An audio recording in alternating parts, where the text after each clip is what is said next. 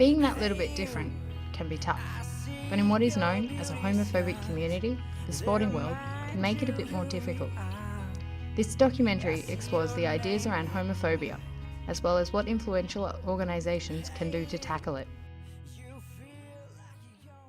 So my name's Chris Bush. I'm involved in rowing at Mercantile Rowing Club, and I came out when I was 21, and that was once I'd finished rowing. So I actually planned it so that I came out after my very last rowing race. I felt as though I couldn't come out to my teammates when I was rowing. Their actions were of course surprised but overwhelmingly positive. A few of them also apologised because they had been quite homophobic in the past. Coaches will often use things such as don't be such a girl, or harden up, don't be a poofter. Just things that they, in hindsight, for them, they didn't realise that had a negative connotation, but to me, definitely kept me in the closet because I felt that everyone around me would feel the same way if I was open with them. I think the homophobia around me definitely had an effect on the way I felt. I spent a lot of energy kind of covering up my tracks and making sure that I said the right things about girls to give a backstory about who I was. Because I was worrying, I wasn't training as well, and I know the way I feel now and my clarity of mind and my relaxed state. I came very close to making the Australian team. I missed out my one spot. They took 8 and I was number 9. So I do wonder if I was feeling as I am now, mentally, and happy with who I am, I could have gone one better. I mean, the statistics are, 1 in 10 people are gay, so I think there's about 260 listed AFL players. So statistically, and statistics don't lie, there's 26 gay male football players in the AFL. And there are gay football players, just no openly gay football players. I really think more of an effort needs to be pushed forward to stamp out homophobic behaviour and to just set a structure in place that players would feel absolutely 100% supported. I think it's amazing that the biggest sport in Australia is doing this and making an effort, and I think each year it will get better. And the things that are said by footballers like Jason Ackermanis about gay players needing to stay in the closet, those are one voice amongst 1,000.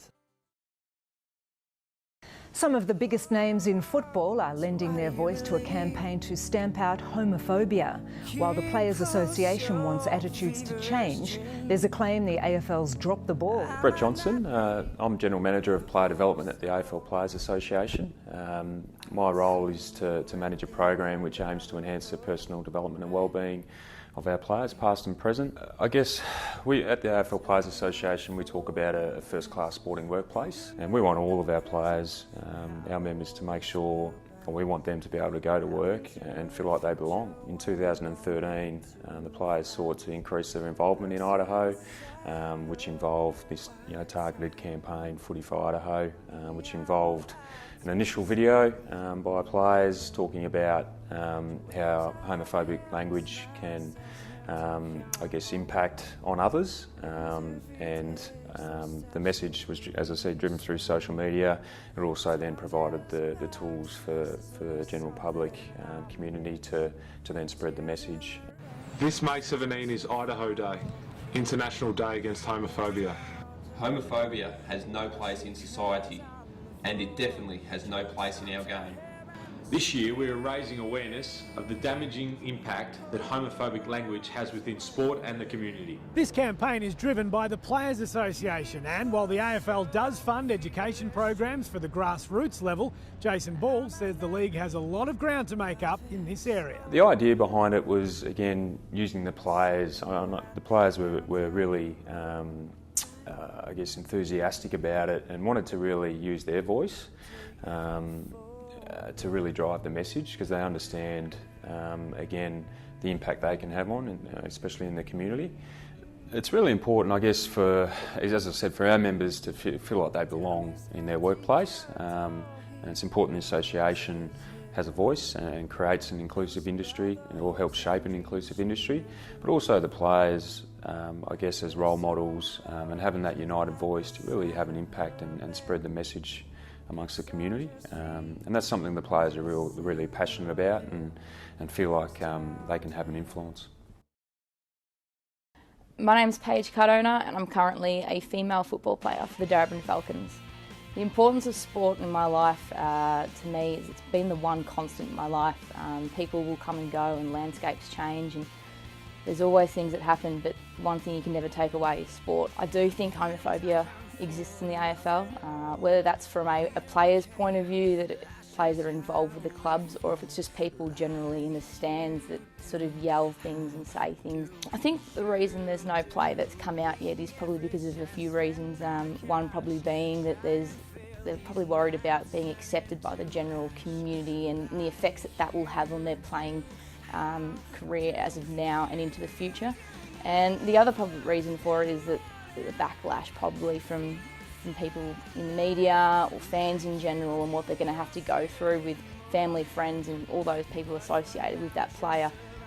And it wouldn't surprise me if people more or less zoned in on the fact that he was a gay player rather than how good of a footballer he is and what he gives and presents to the community.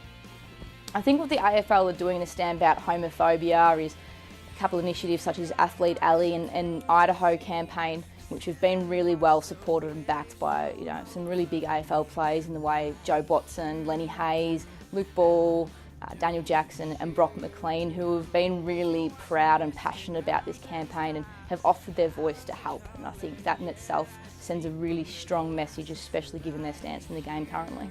I think the only reaction to a player coming out as gay is only going to be positive. There's so many young guys and so many girls out there as well that are involved in football that will see these people as heroes and role models, and this can only do wonders for their career and for the club that they're associated with, and really bring a spotlight into the AFL and show that obviously you don't have to be straight to be successful. I think people in other sports might find it a bit easy to come out, something such as rowing for example, where you've only got a team of 4 to 8, whereas in the AFL you've got 44 listed players and up to 100 people involved in a football club. So it could be a bit daunting to come out to that sort of type of crowd. It comes down to everyone. If you want to be the change, you've got to do it and you've got to stand up. It only starts with one person and everyone else will follow. With such influential organisations supporting young people coming out, it is clear that more needs to be done. By the actions of the AFL Players Association, slowly the community is becoming less homophobic. But the next question is, when will the first AFL player come out?